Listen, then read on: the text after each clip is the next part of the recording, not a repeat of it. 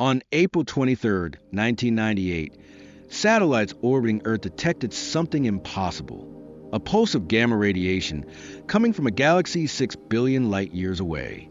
For 30 seconds, that single point in the sky released more energy than the sun will produce in its entire 10 billion year lifetime.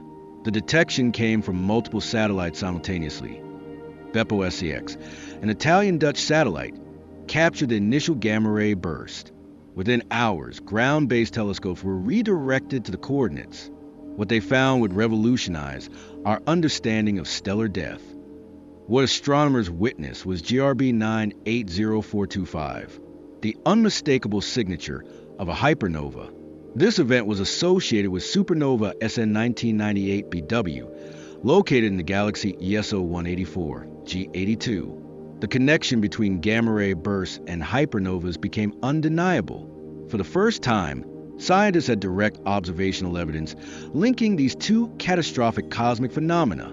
Today you'll discover why only one in every 100,000 stars dies this way, how these explosions forge the gold in your phone and the iron in your blood, and what would happen if one detonated near Earth.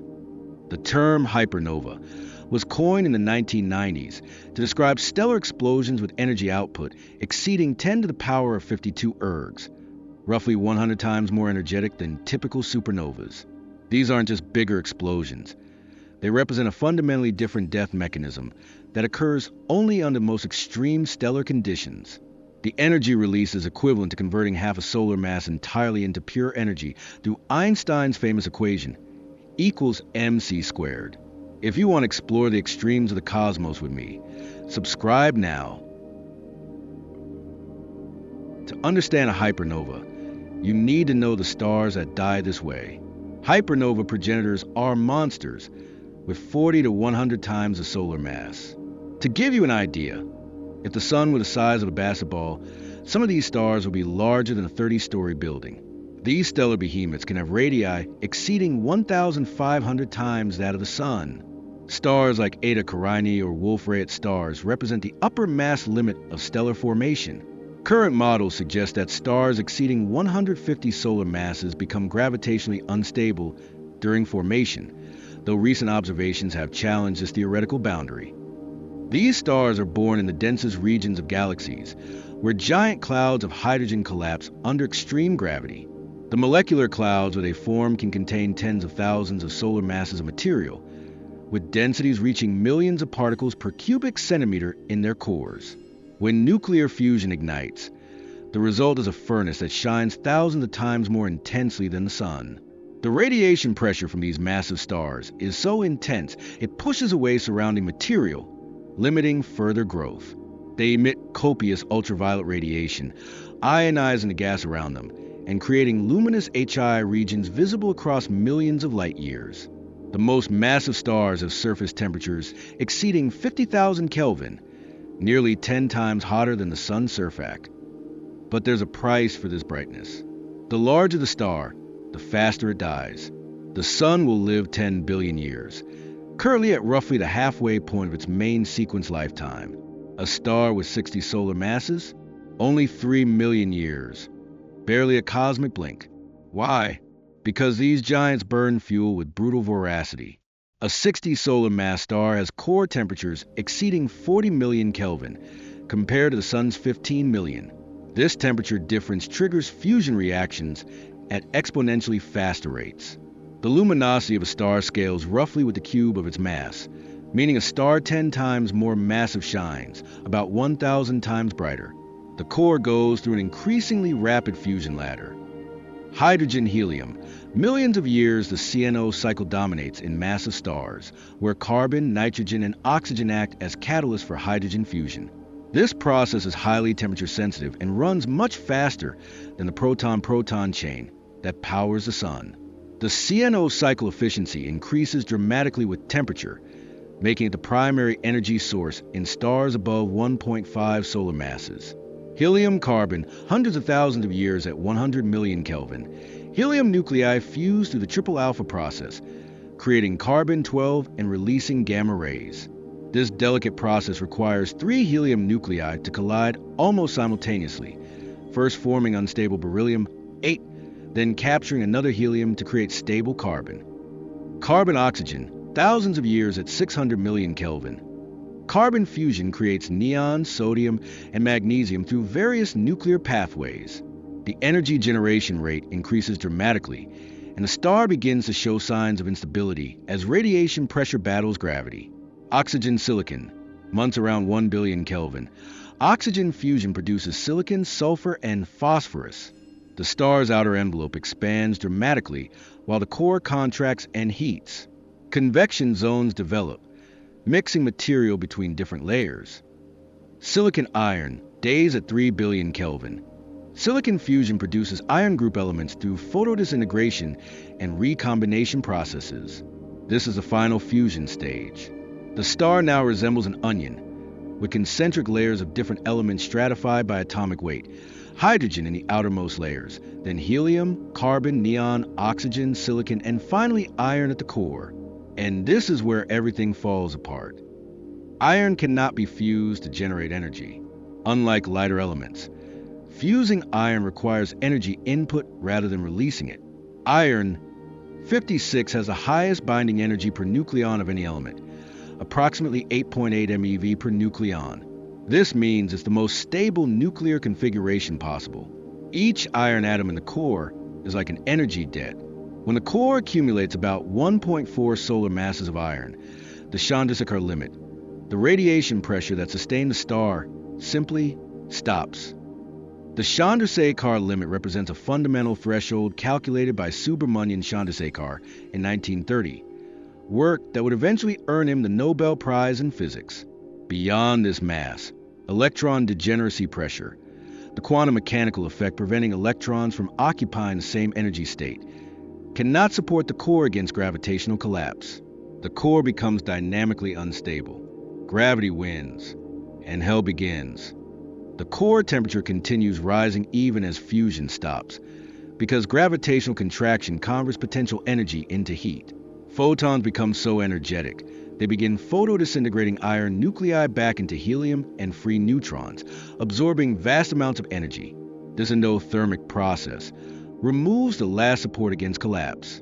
It's as if the star is suddenly working in reverse, consuming energy to break apart the very elements it spent millions of years creating.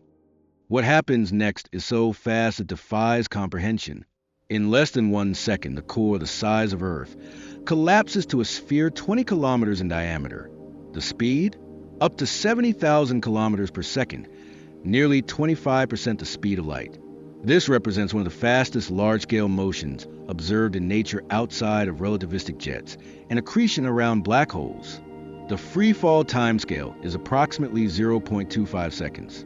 During this interval, core density increases from 10 to the 9th power to 10 to the 14th power grams per cubic centimeter, comparable to atomic nuclei density. To put this in perspective, a sugar cube of this material would weigh as much as all of humanity combined. The temperature skyrockets to 100 billion Kelvin, nearly 7,000 times hotter than the sun's core. Protons and electrons are crushed together, forming neutrons through a process called inverse beta decay. This process releases enormous numbers of neutrinos, ghostly particles that interact so weakly with matter they can pass through light years of lead. These neutrinos carry away 99% of the gravitational binding energy, more energy than the sun will produce in its entire lifetime. In a regular supernova, this collapse generates a shock wave that rebounds and explodes the star. When the core reaches nuclear density, it suddenly becomes incompressible, creating a bounce. The infalling material rebounds off this rigid surface, creating an outward shock wave. Simple, violent, but understandable. Hypernovas don't follow the script. Massive stars often spin rapidly. Some complete a rotation in hours, not weeks like the sun. The sun rotates once every 27 days at its equator. But massive stars, especially those in close binary systems or that form with high angular momentum, can rotate with periods measured in hours. When the core collapses, conservation of angular momentum makes this rotation violently accelerate. As the radius decreases by a factor of 100,000, the rotation rate increases by a factor of 10 billion. If the pre-collapsed core rotated once per hour, the collapsing core forms a nascent black hole, or a magnetar, a neutron star with a magnetic field trillions of times stronger than Earth's.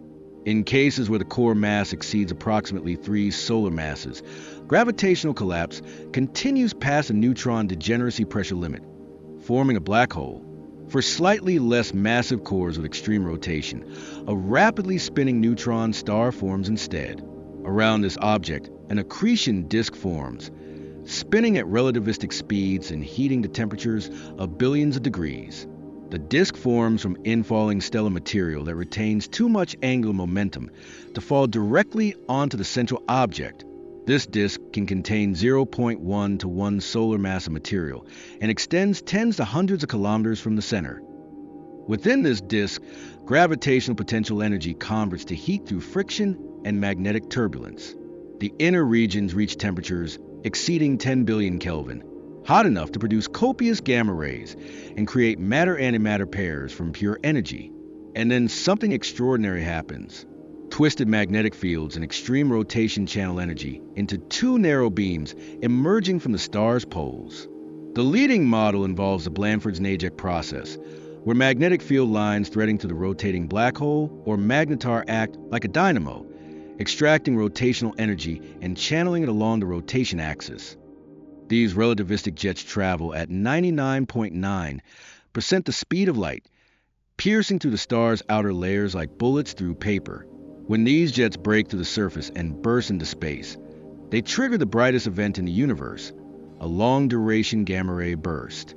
The breakthrough occurs when the jet has drilled through several solar masses of stellar envelope, typically taking 10 to 100 seconds after core collapse.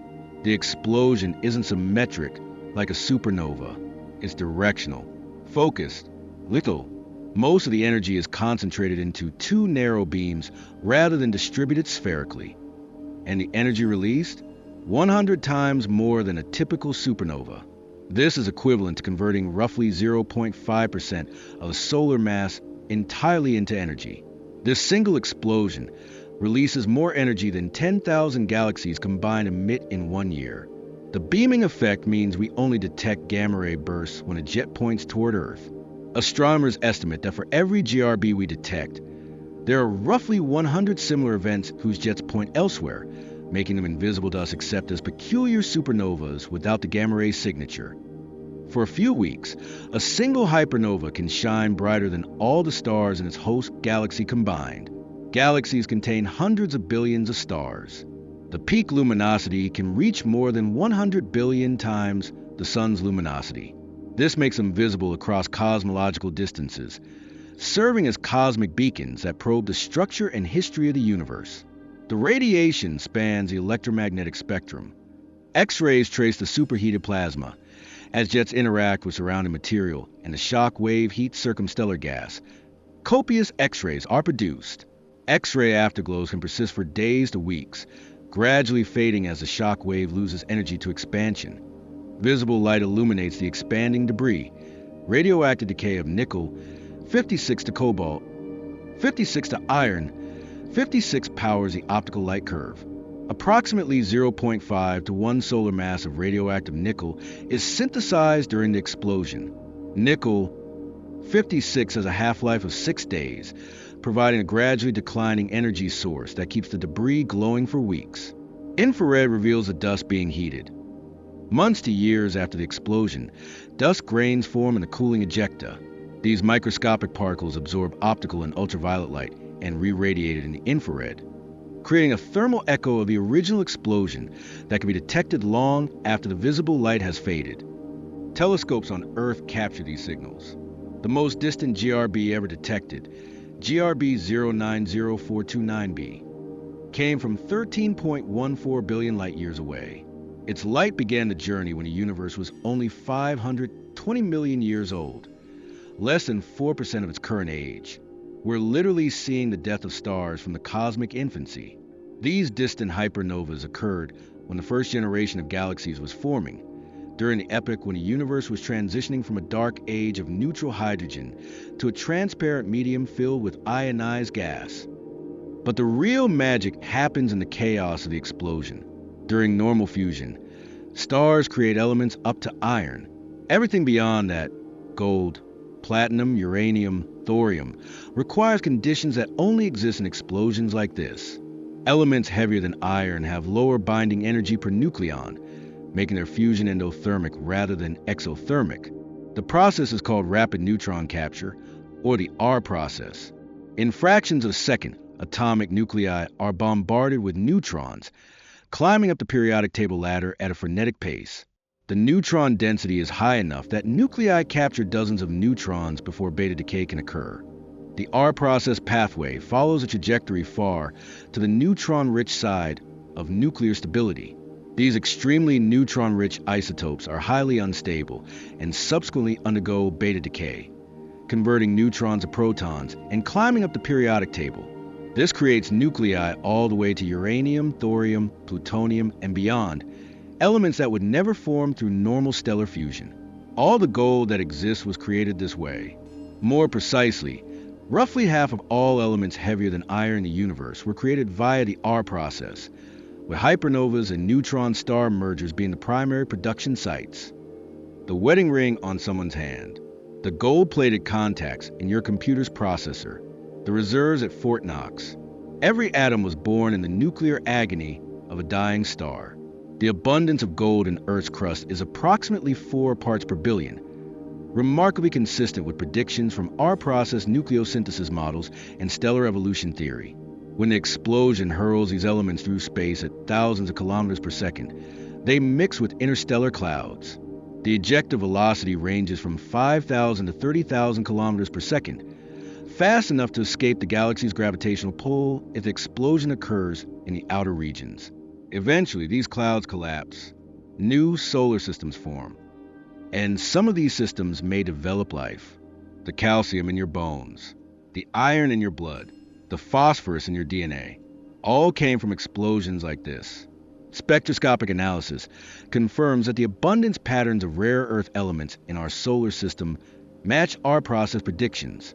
You are literally stardust, but not from peaceful stars, from stellar apocalypses. When the cosmic smoke clears, what remains?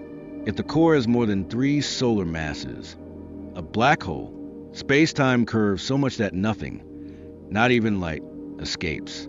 The event horizon radius, called the Schwarzschild radius, is proportional to mass, about 3 kilometers per solar mass. A 5 solar mass black hole has an event horizon radius of approximately 15 kilometers. If the core is between 1.4 and 3 solar masses, a magnetar, imagine all the sun's mass compressed into a sphere the size of a city, typically 20 to 25 kilometers in diameter, now at a magnetic field, so intense it could erase information from a credit card halfway to moon. Magnetars are so strange they defy intuition.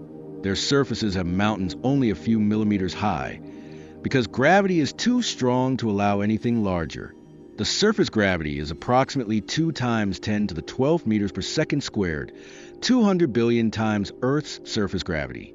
Any irregularity larger than a few millimeters would generate stresses exceeding the breaking strength of neutron star crust material. The crust consists of crystallized neutron-rich nuclei arranged in a lattice, with a sea of electrons flowing between them. Deeper layers transition to exotic nuclear postaphases, states where nuclei deform into rods, plates, and tubes under extreme pressure. And when the magnetic crust suffers a stellar earthquake, it releases more energy in 1/10 of a second than the sun emits in 100,000 years. These starquakes occur when intense magnetic stresses cause the crust to crack and shift, suddenly releasing stored magnetic energy. On December 27, 2004, a magnetar flare at 50,000 light-years away affected detectors on Earth and temporarily altered our ionosphere. The magnetar EGR 1806-20 released approximately 10 to the 46 ergs in less than a second more energy than the sun produces in 150,000 years. The gamma ray pulse ionized Earth's upper atmosphere, disrupting radio communications and saturating gamma ray detectors on satellites throughout the solar system. If this had happened at 10 light-years, it would have caused mass extinctions. The radiation dose at Earth's surface would have been lethal to most life forms. Around these objects, a shell of gas and dust expands at 10,000 kilometers per second. Over millennia, this shock wave extends for dozens of light years, compressing molecular clouds and triggering new generations of star formation. The shock wave sweeps up and heats the interstellar medium, creating glowing filaments of ionized gas visible across the electromagnetic spectrum. The debris has complex structure. Clumps and filaments form due to Rayleigh-Taylor instabilities where denser material penetrates less dense regions. The interaction between fast-moving ejecta and slower circumstellar material creates reverse shocks that heat and ionize the gas. Cassiopeia, a remnant at 11,000 light-years, is a spectacular example.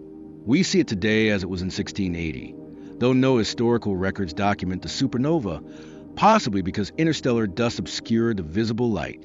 The original star had about 16 solar masses.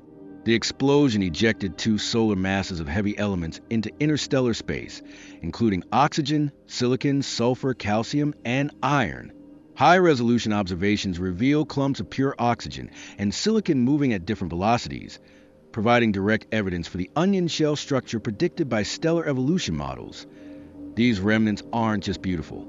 They're stellar nurseries, recycling matter and enriching the galaxy. Without them, there would be no rocky planets. Without rocky planets, there would be no us. So, what if a hypernova detonated near us? The good news: there are no candidates within 1,000 light-years of Earth based on current stellar surveys. The bad news: if there were at 1,000 light-years away, a GRB pointed directly at Earth would last a few seconds, but would destroy between 25 to 75% of the ozone layer. The gamma rays would interact with nitrogen and oxygen molecules in the stratosphere, creating nitrogen oxides that catalytically destroy ozone molecules. Without ozone, solar UV radiation would hit the surface at lethal levels for years. The UV index would increase from typical values of 5 to 10 to values exceeding 20. Phytoplankton, the foundation of ocean food chains and responsible for producing half of Earth's oxygen, would die in the upper water column. Ocean food chains would collapse. A mass extinction would be inevitable, similar to the late Ordovician extinction 445 million years ago, which some researchers hypothesize was triggered by a GRB. At 100 light-years, the initial radiation would be strong enough to ionize the upper atmosphere, creating global acid rain.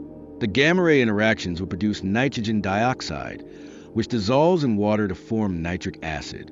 Precipitation would have pH values below 3, more acidic than vinegar. Massive forest fires would ignite from the thermal flash. Chemical poisoning of the oceans. Possible surface sterilization in directly exposed areas. At 10 light-years or less, total extinction. No discussion. The gamma-ray flux would exceed lethal doses by factors of thousands. Every living thing on Earth's surface would receive fatal radiation within seconds. There are some relatively close massive stars. Eta Carinae, 7,500 light-years, 100 solar masses, extremely unstable. This luminous blue variable has expelled more than 10 solar masses during outbursts in the 1840s. Observation suggests it's a binary system with a 5.5-year orbital period. When it explodes, possibly within the next million years, it will likely be the brightest supernova visible from Earth in recorded history, potentially visible during the day for weeks. Betelgeuse, 642 light-years, will likely explode as a supernova, not a hypernova. This red supergiant has an initial mass of 15 to 20 solar masses, which is borderline for a hypernova production. Significant mass loss through stellar winds has reduced its current mass. When Betelgeuse explodes, it will be visible during the day and cast shadows at night for weeks, but poses no danger to Earth at this distance. WR-104, 8,000 light-years, a Wolf-Rayet star whose rotation axis might be pointing at us. This binary system creates a distinctive pinwheel pattern in dust as stellar winds from the two stars collide. Recent observations indicate the rotation axis may be inclined by 30 to 40 degrees from our line of sight, significantly reducing the GRB threat. The probability of a GRB hitting Earth? Estimated at once every billion years, considering both the rarity of GRBs in our galaxy and the low probability of the narrow jet pointing toward us. It's not zero, but you have more immediate problems. Hypernovas represent one of the universe's most profound paradoxes. They are events of absolute destruction. They obliterate planets within hundreds of light years. They sterilize vast regions of space. They transform giant stars into objects that defy classical physics. Black holes where space-time curvature becomes infinite. Magnetars where magnetic fields warp atomic structure. But they're also events of essential creation. Without hypernovas, the universe would be just hydrogen and helium, with traces of lithium from the Big Bang. Without heavy elements, there would be no rocky planets, no liquid water, no complex chemistry. Without rocky planets, there would be no complex life as we know it. Life requires death. Creation requires destruction. This duality pervades every level of cosmic evolution. Every atom in your body has passed through at least one, perhaps several generations of stars. You are the product of billions of years of cosmic cycles. Birth, life, catastrophic death, rebirth. The oxygen you breathe was forged in stars 20 times more massive than the sun. The calcium in your bones came from stars that died when the universe was young. The iron in your blood was synthesized seconds before a stellar core collapsed into oblivion. And somewhere out there, right now, a giant star is in its final days. Its core is accumulating iron. Radiation pressure weakens. Catastrophe approaches. When it explodes, it will cast into the cosmos the ingredients for countless new worlds. Perhaps billions of years from now, some form of life on those worlds will look at their own sky and wonder where they came from. And the answer, as always, will be written in the stars. If this video changed your perspective on the universe, leave a like.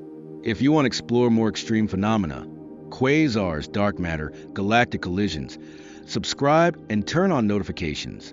And tell me in the comments, what cosmic object do you want me to explore next? See you in the stars.